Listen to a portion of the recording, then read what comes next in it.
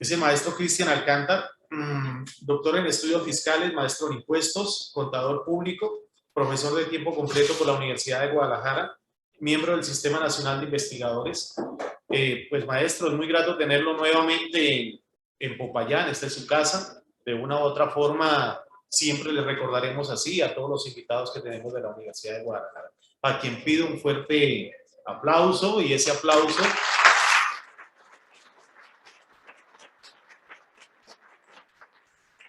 que sea para todos nosotros en nuestro día. Si hay administradores aquí, en su momento, en noviembre 4 también le haremos el respectivo reconocimiento, ¿sí? Al cual son acreedores también. Entonces, maestro, bienvenido, esta es su casa.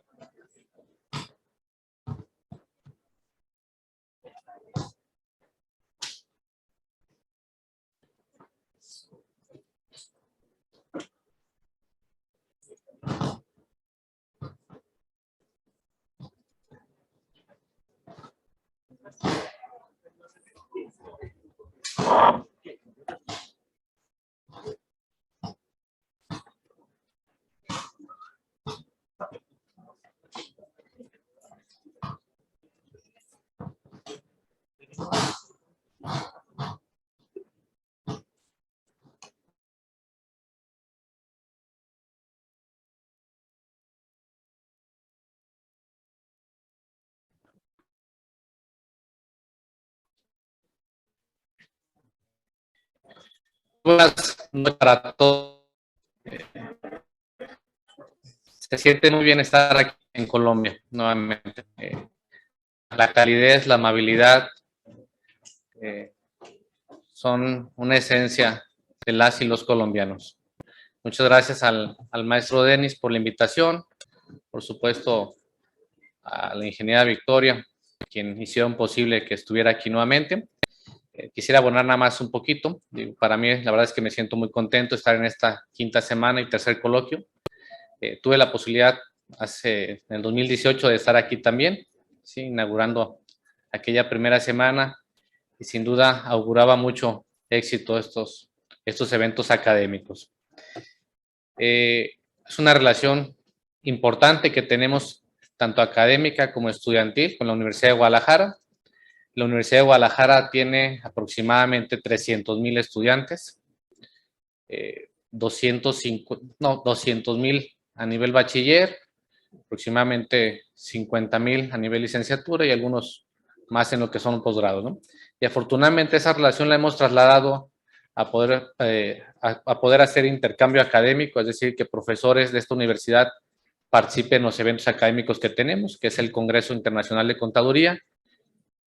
Hemos tenido la oportunidad, algunos compañeros y yo, de estar aquí, pero también hemos tenido la posibilidad de tener alumnos de intercambio en la Universidad de Guadalajara, y eso ha sido pues muy importante para todos. Bien, no me quiero extender, creo que la parte sentimental del Día del Contador es para todos ustedes, para todas. Y quisiera comentar o iniciar señalando, ya lo comentó muy bien el maestro Arces, ¿sí? Que cuando se me hace la invitación, de manera general, pues había que pensar algo que tuviera que ver o tuviera relación con el contador y que tuviera que ver con México y con Colombia, y que además, aunado a esto, tuviera que ver con algo trascendente y pertinente a nivel mundial. ¿Sí? Entonces se me hizo muy pertinente cuando el maestro Arces empieza a comentar sobre esta Agenda 2030 del desarrollo sostenible. Cuando empecé a desarrollar el tema, sentí que en dónde podríamos empatar el tema del contador aquí, cuando nosotros y las chicas aquí presentes, pues nos dedicamos prácticamente a determinar cantidades, a generar información contable, financiera. Y mi pregunta, y seguramente la de todas y todos es, pues, ¿dónde empata este tema aquí? Si nos han acostumbrado a ver a la contadora y al contador como ese generador de información, al que determina los pagos de impuestos, esa prácticamente ha sido nuestra función, pero no es en realidad esa parte. El contador tiene una trascendencia fundamental en la vida de la sociedad y en la vida económica de todos los países. Y es ahí donde empaté y creo que no me equivoqué. Sí, afortunadamente Arces, digamos, metió el cuerpo, como decimos en México, ¿no? Puso el pecho por las balas. Ya me dio tranquilidad, ya podemos entonces iniciar. ¿Sí? Muy bien. ¿Qué es esta Agenda 2030? Desarrollo sostenible. ¿Sí? Objetivos de desarrollo sostenible. Un mundo que está viviendo paralizado en este momento por una guerra. Entonces, ¿dónde está la pertinencia de estos objetivos? ¿En dónde queda todo este discurso? Vamos a ver, vamos a caminar para allá. ¿Sí? Primero señalar que esta Agenda 2030 es un marco audaz, es un marco importante, ¿sí? Que tiene como base 5 ejes fundamentales, que tiene que ver con cada uno de las y los que estamos aquí, es decir, con las personas, con su prosperidad, es decir, cómo nos encontramos como seres humanos. Tenemos las condiciones necesarias para desarrollarnos en un ambiente idóneo, ¿sí? No. Podemos hablar también de cómo se encuentra el planeta en este momento. ¿Qué estamos haciendo en el medio o en el entorno en el que estamos viviendo? Podemos hablar entonces de esa participación, ¿sí? De cada uno de nosotros, pero una participación colectiva. Y que tiene que ver con un estado de paz. Es decir, no existe el bienestar si no existe la paz. No es cierto que con las guerras se solucionan las cuestiones. Podríamos pensar básicamente que es la forma más arcaica de solucionar un problema, una guerra. Y muestra simplemente la inconsciencia de quienes toman las decisiones. Esta Agenda 2030 constituye en realidad, ¿sí?, un llamado universal a todas y a todos. Este llamado universal tiene que ver con distintas acciones que tienen que ver o que tienen que afrontar temas sobre la pobreza, ¿sí?, la protección del planeta en el que estamos viviendo, cómo estamos viviendo como seres humanos, ¿sí?, y las perspectivas que todos tenemos hacia el futuro. ¿Hacia dónde vamos como planeta? ¿Hacia dónde vamos como personas? ¿Sí? ¿Nos hemos realmente dado el tiempo para reflexionar esta situación? ¿O simplemente estamos viviendo día tras día? Venimos a la escuela, trabajamos, cumplimos con las actividades, regresamos a casa, nos ponemos a ver, no sé, la flor de Guadalupe o la rosa de Guadalupe. ¿Cómo estamos viviendo en la realidad? ¿Sí? ¿Estamos siendo conscientes o vivimos de manera inconsciente el día tras día?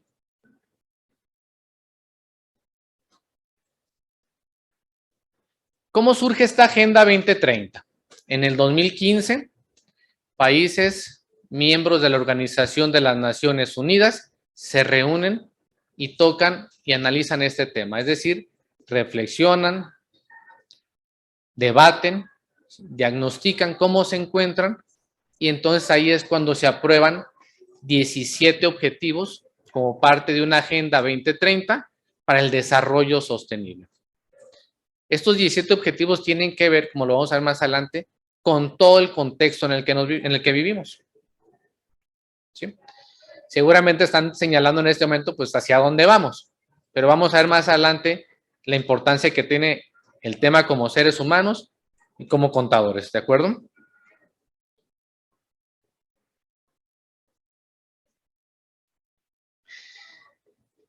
...17 objetivos para transformar nuestro mundo. Estos objetivos en realidad son un plan maestro, ¿sí? Un plan maestro que busca, ¿sí?, el futuro sostenible entre las sociedades. ¿Sí? Pero estos objetivos tienen una vinculación, una interrelación entre sí. Una interrelación entonces que permite afrontar que permite buscar esos desafíos, ¿sí?, que tienen que ver en temas de pobreza, de desigualdad, del clima o el medio ambiente, la degradación ambiental, la prosperidad y la paz. ¿Cómo estarían las sociedades si tuviéramos presentes estos elementos? ¿Dónde estarían las sociedades? ¿Dónde estarían los países? ¿Seguimos viviendo en países tan desiguales, con culturas tan desiguales? Habría que analizar y reflexionar sobre estos entornos.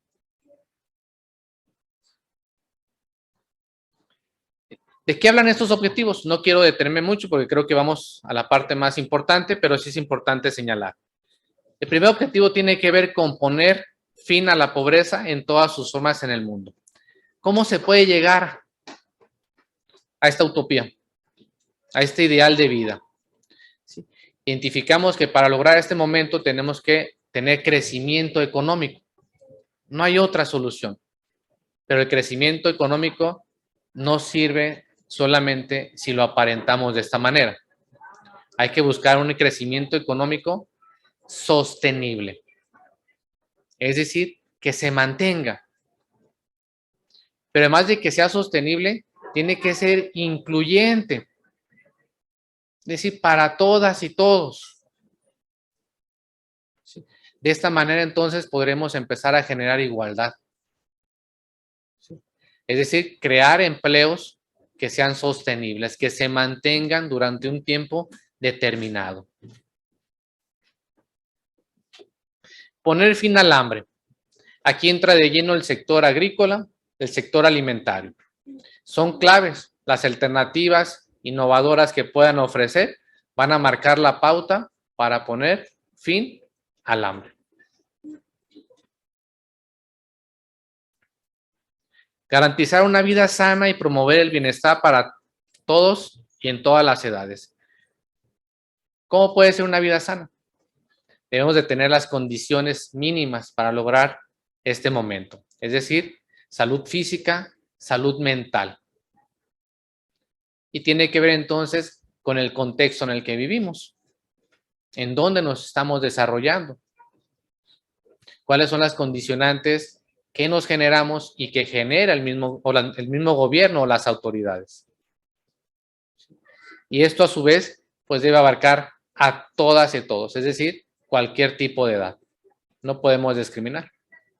Estamos hablando de garantizar esa vida digna para todos. No se puede lograr sin las condiciones mínimas. Garantizar una educación inclusiva, equitativa y de calidad. Promover oportunidades de aprendizaje durante toda la vida para todos. Inclusiva significa que llegue a todos lados. Zonas metropolitanas, regiones. ¿Sí? Es decir, al espacio más alejado tendría que llegar la educación. Pero lamentable noticia, no solamente es que llegue la educación a todos los espacios, sino que sea de calidad. Y entonces ahí se nos abre la brecha. No lo sé, es una pregunta solamente. Si han tenido oportunidad de escuchar, ¿por qué han sido exitosos los países nórdicos en temas educativos como Finlandia? Sí, hemos escuchado que Finlandia tiene una excelente educación de primer mundo. Es verdad. La clave está en el contexto en que se genera la educación. Voy a hacer algunos comentarios. Es decir, al docente se le valora. ¿Sí? La docencia en Finlandia es de las profesiones mejor pagadas. ¿Sí? Ya había los profesores aquí sonriendo con todo y cubrebocas. Alcancé a ver que salió la sonrisa, ¿verdad? Pero también al profesor se le exige. Un profesor que da clases en primaria está obligado a tener la formación como docente y una maestría en la materia en que va a asignar. Es decir, si Cristian va a dar la materia de historia, tiene que tener formación de docente, la maestría en historia y además hablar un segundo idioma. Ya nos pusimos todos el cubrebocas nuevamente, mejor a los profesores. ¿Sí? Es decir, hay una correlación en el éxito.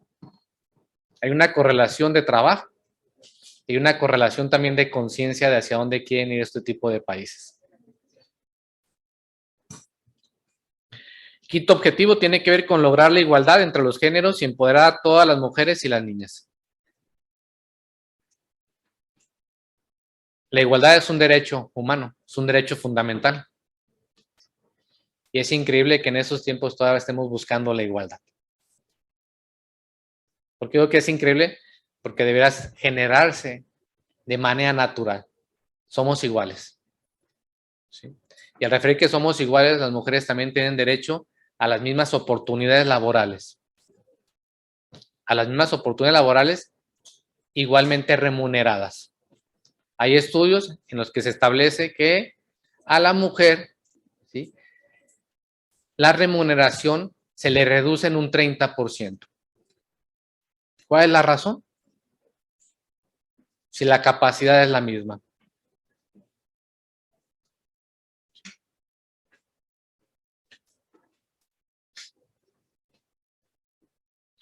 Garantizar la disponibilidad de agua y su gestión sostenible y el saneamiento para todos.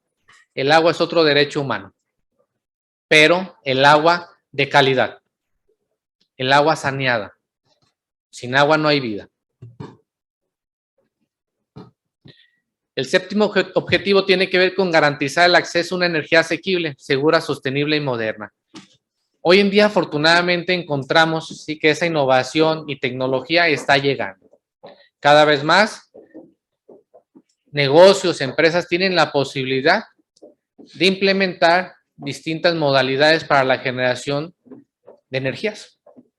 Un ejemplo donde yo me encuentro, laboro en la división de contaduría del CUSEA, es que una parte del presupuesto que se redujo de cafetería, ¿sí?, de plásticos, desechables, ¿sí?, se logró generar un proyecto ambiental para reducir el impacto ambiental a través de la compra de paneles solares.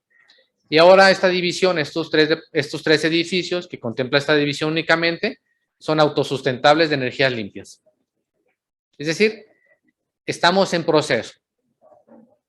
Falta mucho. El objetivo número 8 tiene que ver con promover el crecimiento económico, inclusivo y sostenible. El empleo, el trabajo decente para todos. Hablamos en el primer objetivo de la importancia de generar crecimiento económico, sostenible e incluyente. Pero ¿cuál ha sido el progreso en esta parte? ¿Cuáles son las políticas públicas, las políticas sociales de los gobiernos y hacia dónde van? ¿Están generando brechas? ¿Están reduciendo brechas? ¿Qué tipo de programas sociales se están implementando? Los programas sociales no siempre reducen la pobreza. Hay un alto riesgo de que sea lo contrario. Construir infraestructura resiliente, promover la industrialización sostenible y fomentar la innovación. Las sociedades necesitan de inversión en una infraestructura. Sí, pero innovadora. Infraestructura que promueva el desarrollo económico, que genere empleo. No infraestructura que solamente sea para complementar o ejercer un recurso público. Reducir la desigualdad en y entre los países. ¿Han considerado cómo en el mundo existen continentes con altos índices de crecimiento, ¿sí?, a comparación de otros? ¿Han analizado cómo en un mismo país existen países pobres, países ricos? ¿Han considerado cómo en un mismo país existen estados ricos o con mayor nivel de ingresos y cómo existen estados con nivel de ingresos inferiores? ¿Cómo en un mismo estado existen municipios con altos índices de ingresos y en un mismo estado municipios pobres? Pero eso es un reflejo, y lo puedo señalar, espero no ser ofensivo, en toda Latinoamérica por lo menos. Así funciona Latinoamérica, extrañamente. En la parte en donde vivo son 125 municipios. ¿Sí? Hay municipios que no rebasan los 5,000 habitantes y hay municipios que tienen más de 3 millones de habitantes. Y ahí entendemos entonces la distribución de recursos, que tiene que ver con una fórmula de población, de ingresos, y ese tipo de fórmulas van generando brechas de pobreza y van generando desigualdades. ¿Qué es lo que trato de decir con esto? Es que vivimos en un mundo desigual, simplemente. Mundo desigual de oportunidades. Y después esas personas que viven en estos municipios de 5,000 habitantes terminan tratando de cruzar sin documentos la frontera, porque no hay posibilidad de desarrollo. Lograr ciudades inclusivas tiene que ver directamente con la inversión en infraestructura, garantizar modalidades de consumo y producción sostenible, es decir, tenemos generalmente el mensaje, la conciencia de que dejemos de consumir, ¿verdad? O consumamos menos, pero difícilmente sucede esto.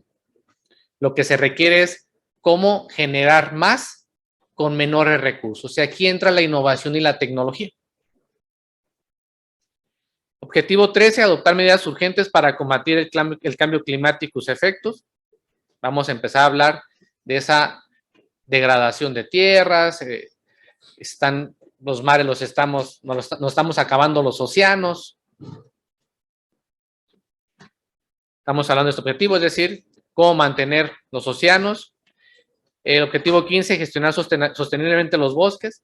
Les doy un ejemplo rápido para poder avanzar en otras cuestiones de la presentación. ¿Qué sucede en Jalisco? Jalisco, para los que no identifican, es tierra de tequila, mariachi y buena comida. Están invitados. ¿Sí? Con el puro tequila se la van a pasar bien. Ahí no hay pierde. ¿Sí?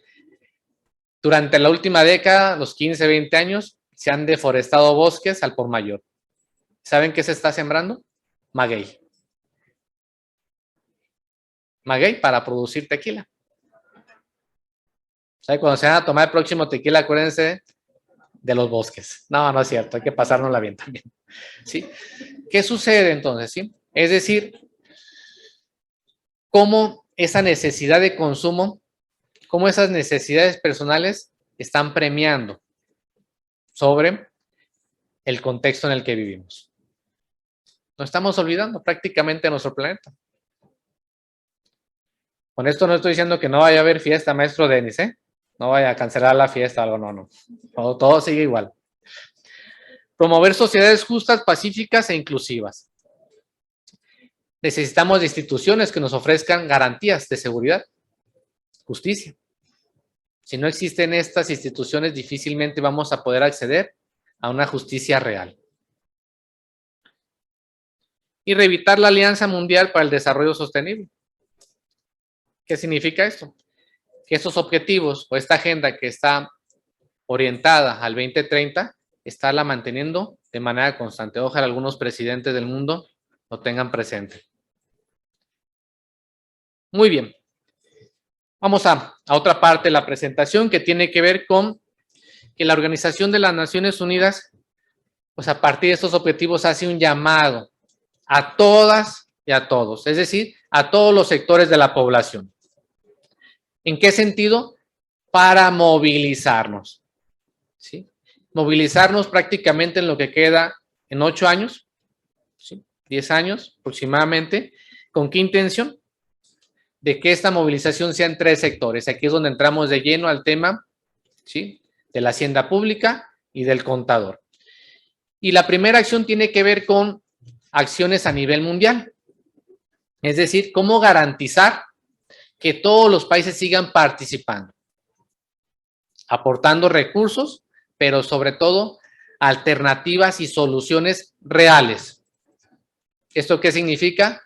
Pasar del bluff, pasar del discurso a la práctica. El segundo tiene que ver con acciones a nivel local. Aquí es donde empezamos a entrar todas y todos.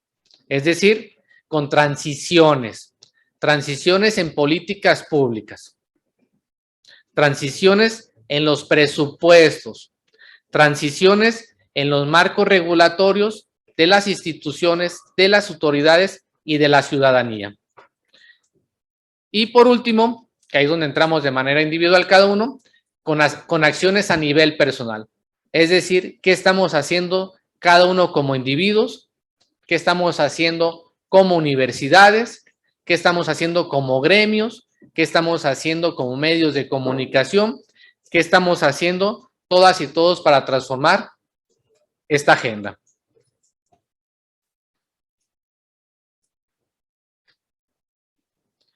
¿Qué sucede a nivel local?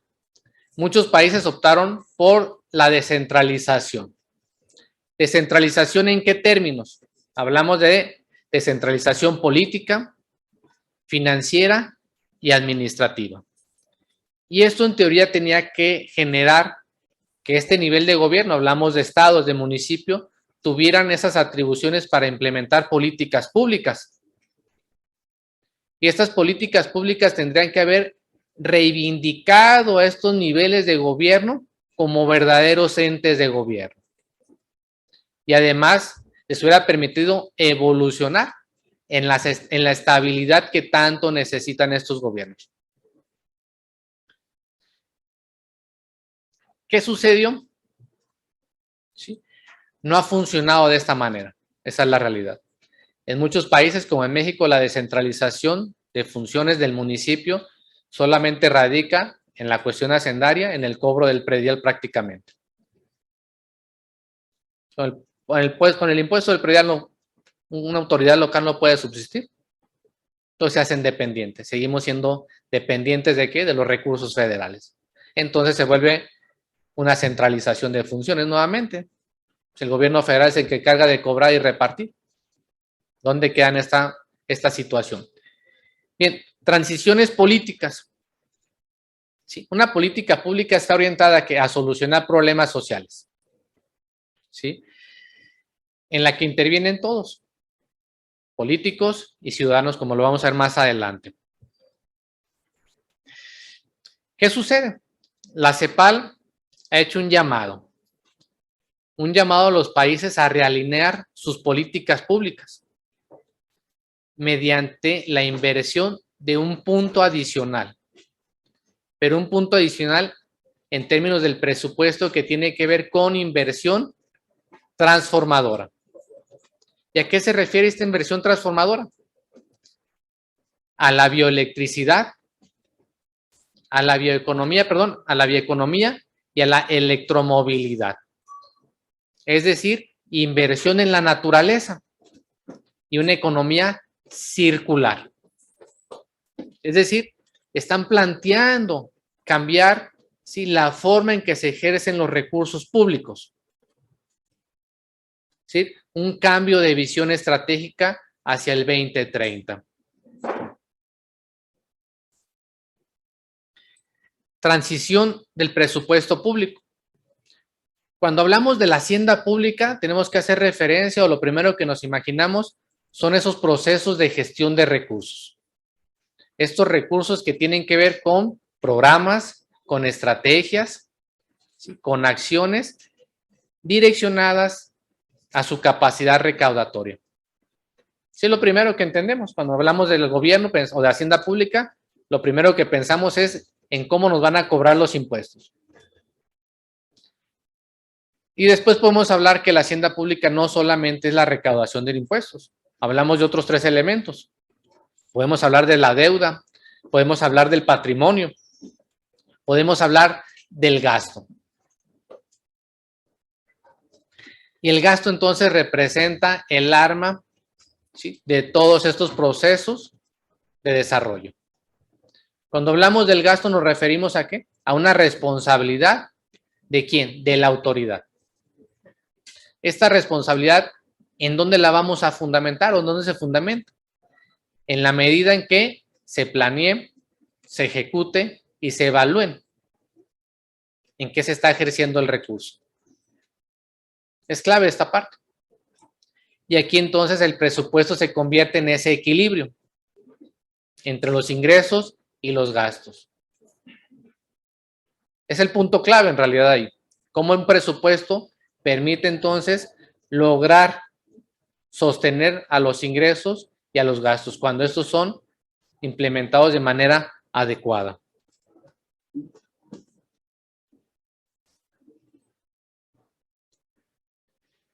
¿Qué señalan algunos autores? Que el gasto es esencial y determinante para el crecimiento económico, y que además se convierte en un mecanismo de reactivación económica. Cómo el gobierno, a través de la inversión, puede reactivar una sociedad.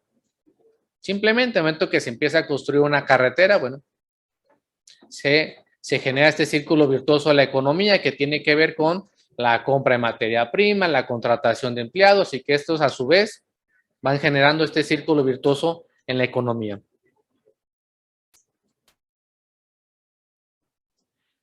Transición de las instituciones y los marcos regulatorios o reguladores de los gobiernos, las ciudades y las autoridades locales. Cuando hablamos de la regulación de estos marcos, tenemos que hacer referencia a la normatividad existente. Es decir, cuál es el fundamento jurídico con el cual el gobierno establece sus atribuciones. Prácticamente en todos los países la Carta Magna o la Constitución es lo más importante, pero no es la única. También se establecen leyes, reglamentos que tienen que ver, ¿sí?, con el actuar, con el alcance de los ciudadanos. Es decir, cuál es el papel también de los ciudadanos con las instituciones. Por eso es importante fortalecer las capacidades de las instituciones.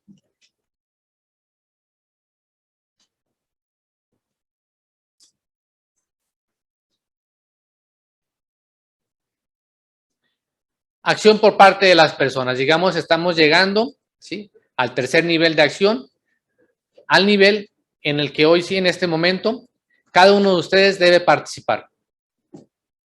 Se debe comprometer, debe ser responsable si estamos esperando lograr cumplir con esos objetivos de desarrollo sostenible. La pregunta es, ¿realmente podemos abonar o participar en el cumplimiento de esos objetivos de desarrollo sostenible como personas, como individuos? ¿Podemos lograrlo o no? Hablar de sociedad es hablar de individuos. No existe una sociedad si no existen individuos. Es decir, las sociedades son determinantes en el desarrollo, los individuos. Pero cada uno, la acción que cada uno desarrolle, que cada uno implemente, va a surgir un efecto importante, va a tener un efecto de cambio para la sociedad. Es decir, toda acción, toda decisión que tomen tiene un efecto. Identifiquen en cuál de los 17 objetivos podría entrar este tipo de decisiones. ¿Qué tanto estoy consumiendo de gas, por ejemplo? ¿Qué tanta electricidad consumo? ¿Cuál es el tipo de alimentación que tengo? Pareciera que no, pareciera que todo es tan alejado a nuestras actividades, pero no, todo tiene una razón de ser. ¿Qué sucede entonces con el contador? Aquí viene la parte trascendental y en donde yo quise, de alguna manera, con esta ponencia llegar. ¿Sí? El contador es un elemento fundamental en el desarrollo económico de todos los países. ¿Sí? Su función no es la de determinar solamente impuestos. Eso está arcaico. Eso es del pasado. No. El contador es un generador, es un innovador, es un agente de cambio. ¿Cuándo va a ser agente de cambio? En el momento que cada uno de ustedes lo identifique. En el momento que las universidades identifiquen y establezcan prioridades en el campo laboral. ¿Cuál es el mercado laboral al que nos estamos acercando? ¿Qué es lo que nos están exigiendo? ¿Qué es lo que nos están pidiendo?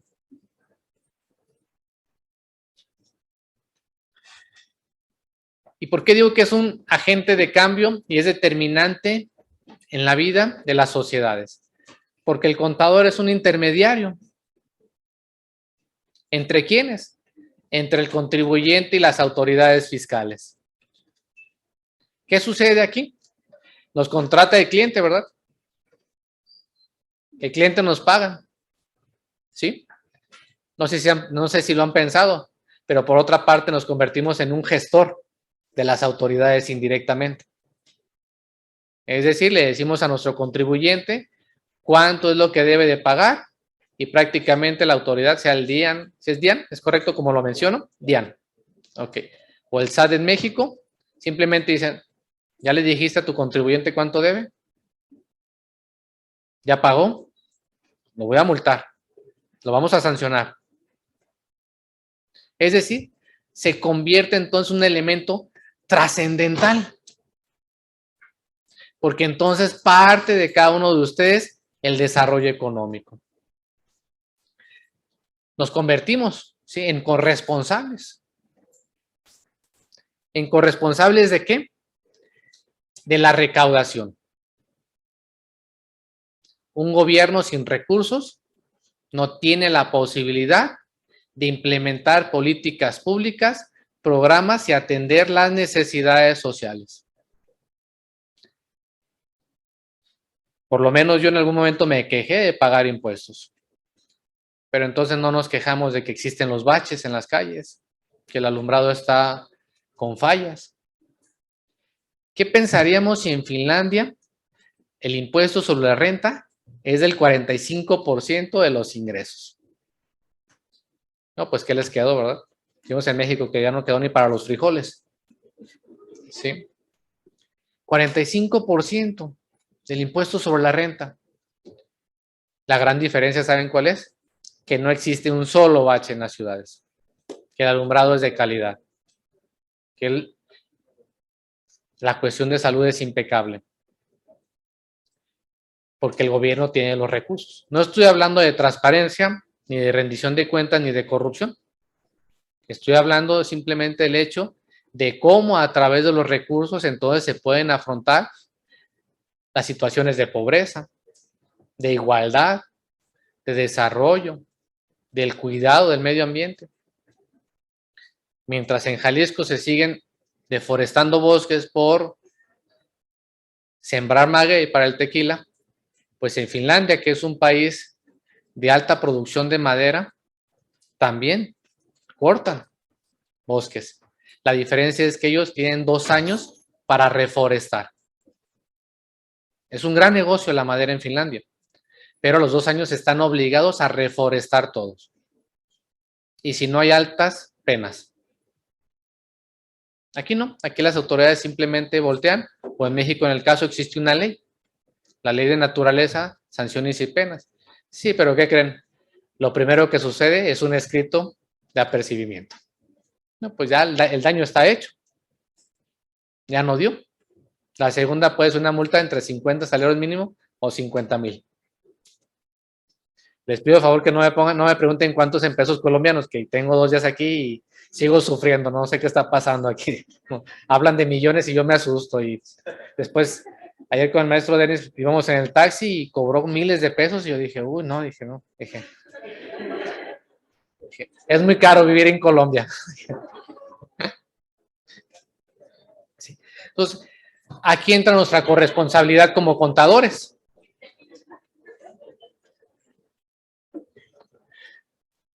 ¿Sí? ¿Qué sucede entonces? Tenemos que ser corresponsables, tenemos que entender cuál es nuestra función. Nuestra función, repito nuevamente, no es determinar el pago de impuestos. Nuestra función también es generar mayores espacios fiscales para las autoridades. No podemos exigir mejores condiciones si no somos conscientes de que lo primero que tenemos que hacer es pagar nuestros impuestos. No existen políticas públicas sin recursos. No existen programas sociales sin recursos. Esa es la reflexión. Aquí entra la participación de todas y todos ustedes como contadores en esta Agenda 2030, el cumplimiento, el desarrollo. Somos gestores de recursos. Estos gestores de recursos permiten a las autoridades desempeñar sus funciones. Si no entendemos esta dinámica, estamos alejados de poder cumplir los objetivos y muy alejados de vivir en sociedades con las condiciones que necesitamos para vivir con calidad. Esa debe ser nuestra función. Esa debe ser nuestra expectativa como contadores. Cambiar nuestra visión. Salir de esa cajita en la que nos hemos desarrollado. En México, no sé si aquí lo digan, lo digo con respeto, dicen que los contadores somos acartonados. Es decir, que prácticamente caminamos así, lo único que queremos es hablar de impuestos. No. Somos agentes de cambio, agentes innovadores. La decisión está en cada uno de ustedes, de todas y de todos.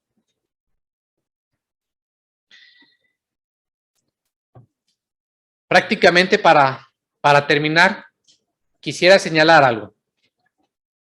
Si nosotros entramos en esas dinámicas de generar información, de que esta información sea fraudulenta, esta información fraudulenta recaiga, ¿sí?, en una evasión fiscal o elusión fiscal, entonces estamos siendo partícipes de lo que está sucediendo.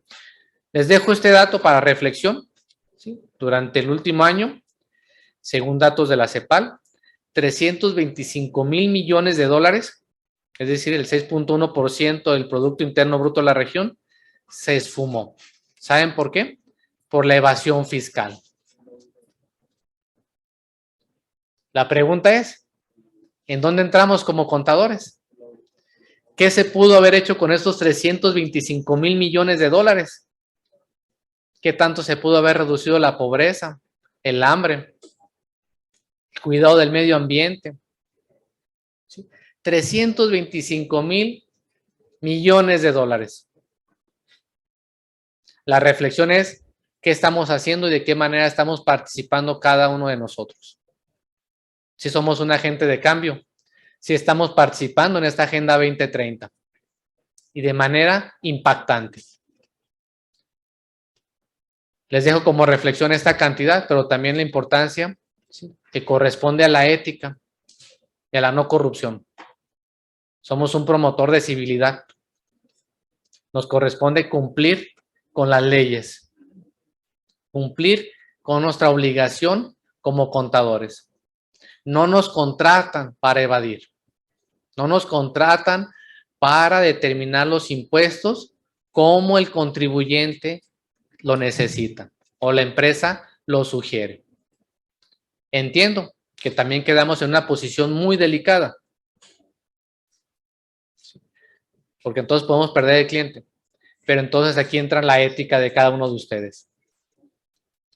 Es importante ser éticos, es importante entrar en una dinámica de no corrupción y ser corresponsables con esta Agenda 2030, con el cumplimiento de los objetivos de desarrollo sostenibles, si realmente queremos vivir en un mundo distinto. La acción, ¿sí?, sus decisiones impactan directamente en esta Agenda 2030. Muchas gracias.